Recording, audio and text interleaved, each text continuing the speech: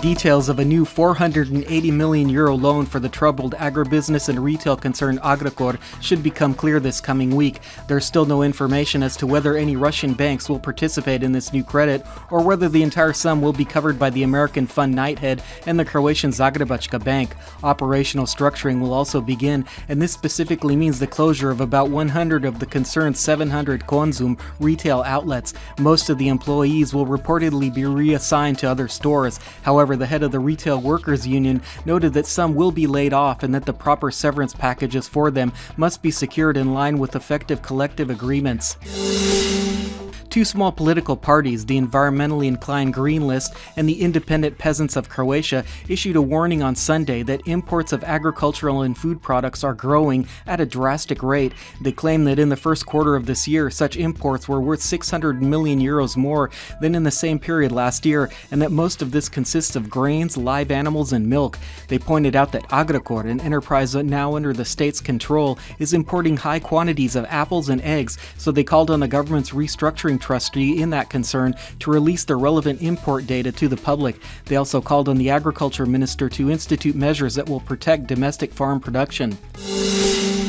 After yesterday's heavy traffic and congestion on highways and motorways on routes leading to the coast, today traffic is moderately heavy on most roads and border crossings. As of yesterday, a 10% seasonal hike in road tolls came into effect and will remain so until September 30th.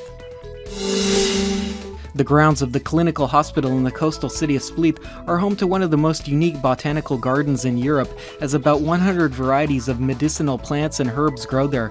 Most of them were saved from entirely disappearing in nature, even though they were once the foundation of folk medicine.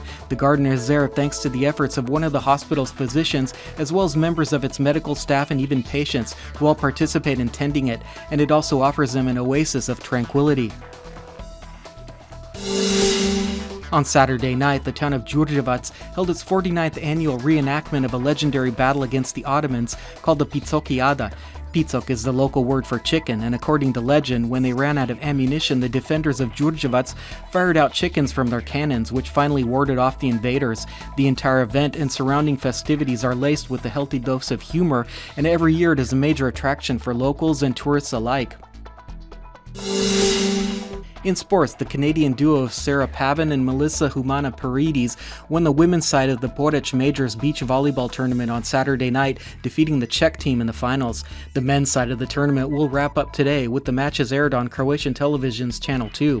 Ante Toni Žižić has officially become the latest Croatian national to move on to the National Basketball Association in the United States. The center will play for the Boston Celtics in the coming season.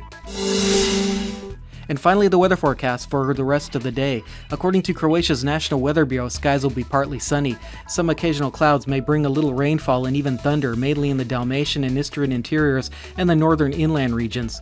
Northwesterly winds will mainly blow in the open sea, getting quite strong at places, and these will turn to bora winds later in the day. The sea surface will be slightly to moderately wavy, although waves will get a little higher as the day progresses.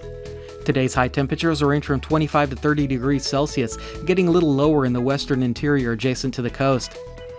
The interior will see some more sunshine at the beginning of the new week, accompanied by an uptick in daytime temperatures, so conditions will be rather hot by midweek. Northerly and northeasterly winds will blow on Monday, and a chance of brief rainfall will be the highest then.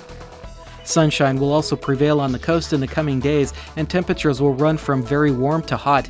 Even though more clouds are expected on Monday, chances of occasional showers are considered slight.